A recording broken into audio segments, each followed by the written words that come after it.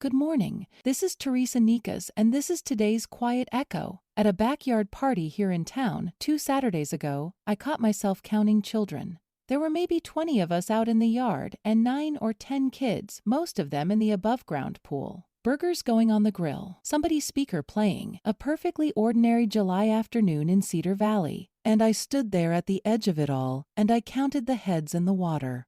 And then, a minute later, I counted them again, the way I have done at every single party with a pool in it for 30 years. Now, it is not a virtue. It is a habit, and I came by the habit the way an editor comes by most things. I have set the notices in type. A newspaper is the place where a town writes down what happens to it. The weddings, the ball games, the county fair, the sunburns, and then, a few times in a long career, the other kind of notice, the short one, the one with a small name in it, which you set very slowly and check 3 times and never forget for as long as you live. Last month, the Federal Safety Commission published its yearly count. 379 children under the age of 15 drowned in pools and spas in a single year, up 6% from the year before. Nearly 8 in 10 of them were younger than 5 years old. Drowning is now the leading cause of death for children between the ages of 1 and 4.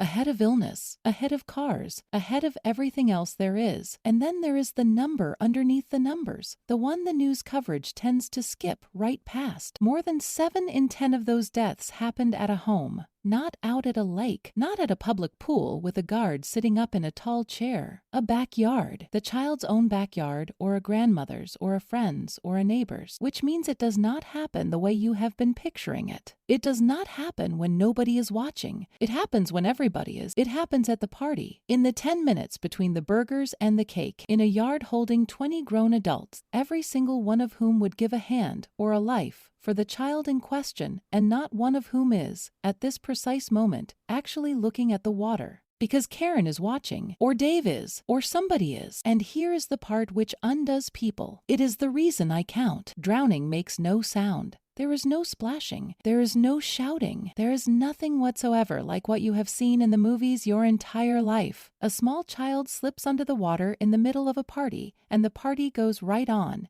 and the speaker keeps playing, and nobody hears a single thing. Because there is nothing at all to hear. It can happen in the time it takes you to carry a plate into the kitchen and answer somebody in the hallway on your way back out. And silence is not evidence of safety. It never was. The same commission also recalled about 5 million above-ground pools this year. And not because they leak, because children were getting into them by climbing up the compression straps on the outside of the wall. The ladder had been taken down and put away. The gate was latched, and the strap on the side of the pool turned out to be a ladder nobody had ever once thought to look at. Now, Washington has convened a roundtable on all of this. Experts, researchers, industry people. And I hope it does some real good, and I mean it sincerely. But the one thing which will actually save a child in this valley this summer costs you nothing. It requires no expert at all, and it takes about 5 seconds. At your next gathering with water in the yard, say it out loud. I have the water for the next 20 minutes. And then, when your 20 minutes are up, you hand it off to a person, by name, out loud, and you make them say it back to you, not a glance.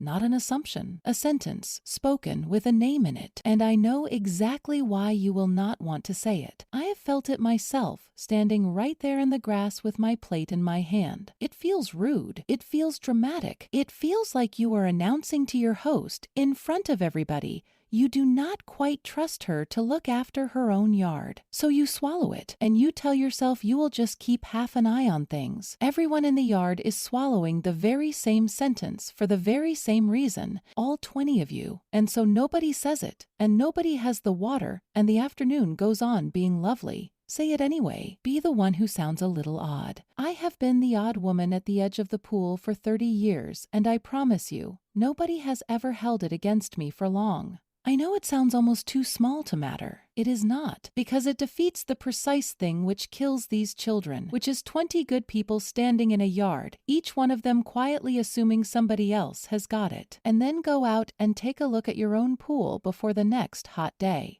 Take the ladder down when the swimming is finished. Look at the straps. I have set a great many pages of this town's summers. The fair, the ball games, the swimming hole, the burnt shoulders, the whole loud, happy business of it. I would very much like this to be a summer where nobody hands me the other kind of notice. Say it out loud. Somebody has to have the water. The front porch is open. If you take the water at your next gathering, come and tell us. And if we get something wrong, tell us, and we will run the correction. The readers of the Cedar Valley News are gathering to share their stories and keep company with respect and no party lines. Come sit with us. I will put the link in the show notes. This is Teresa Nikas, your host for today's Quiet Echo. Thanks for listening. Quiet Echo is part of the fictional Cedar Valley News series, written by Evan Swenson, publisher, and Claude Marshall, AI developmental editor. While the people in town of Cedar Valley are fictional, the drowning figures, the residential setting of most child drownings, and the recall of above-ground pools prompted by the climbable compression straps are real,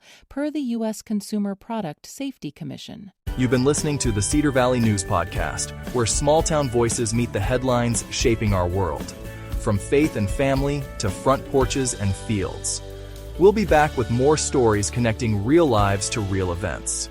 Until next time, keep your porch light on, your faith strong, and your heart open. This is Cedar Valley News.